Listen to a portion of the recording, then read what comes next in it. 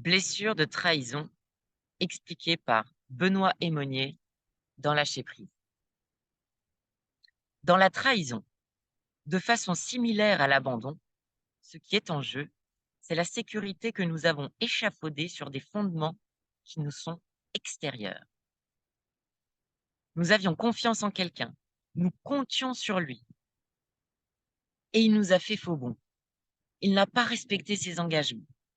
Nous avions des croyances, des principes, des valeurs, comme le sens de l'honneur, la loyauté, l'intégrité, mais ceux-ci n'ont pas fonctionné. Ils n'ont pas assuré notre protection. Au-delà de la grande déception et de la colère qui se manifestent lorsque nous nous sentons trahis, nous nous retrouvons vulnérables et seuls face à l'adversité. Nous développons ainsi des comportements, des croyances sur nous-mêmes et sur le monde qui sont guidés par la peur de revivre une telle expérience. Nous allons donc avoir tendance, dans notre développement, à sécuriser nos points de repère et notre rapport à l'autre. Ainsi, dès que nous nous retrouvons face à une personne qui, de façon avérée ou présumée, n'est pas claire, pas transparente, susceptible de manigancer derrière notre dos, qui a l'attitude ou qui ressemble physiquement à quelqu'un qui nous a trahis, cela constitue des étincelles qui viennent mettre le feu à nos robinets de gaz en réveillant notre peur d'être trompé, abusé, manipulé, utilisé, trahi avec toutes les conséquences possibles sur notre sécurité matérielle, financière, professionnelle ou affective. Les stratégies sécuritaires pour se prémunir de la douleur d'être trahi, à nouveau, vont être orientées vers la sécurisation de la relation et l'adaptation, le remaniement de nos valeurs. Ainsi, certaines personnes vont s'engager le moins possible, éviter de s'investir dans des relations pour ne pas risquer d'être déçues, trahies.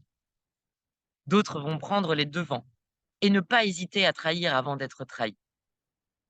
D'autres encore vont tenter de contrôler la relation ou les autres par l'usage de la force et du pouvoir, par la manipulation, la culpabilisation, le chantage ou en rendant les autres totalement dépendants, interdépendants. Si je coule, tu coules. Elles peuvent développer des comportements de suspicion, de fermeture, de rigidité, ou dans un autre registre, se voiler la face, ne pas entendre certaines paroles qui pourraient les gêner, s'arranger pour ne pas voir certaines situations, le déni, ou certains aspects dérangeants de la réalité, s'anesthésier. Ainsi, les mécanismes de protection que nous activons face à notre peur d'être trahis par les autres vont teinter nos rapports avec autrui de manière significative. Nous répondons alors à des automatismes et à un conditionnement qui nous empêchent de vivre des relations transparentes et fluides basées sur la confiance. La trahison chamboule la structure sécuritaire que nous avons développée et ancrée dans le monde extérieur. La réaction sécuritaire nous pousse vers encore plus de protection, ce qui va nous faire dresser des murs de méfiance et de contrôle, nous couper des autres et de nous-mêmes, et finir par nous enfermer.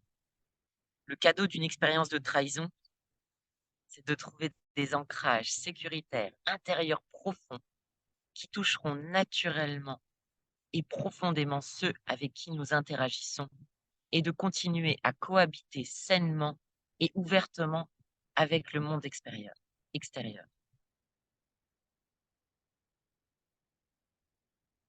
Prochaine partie, blessure d'humiliation.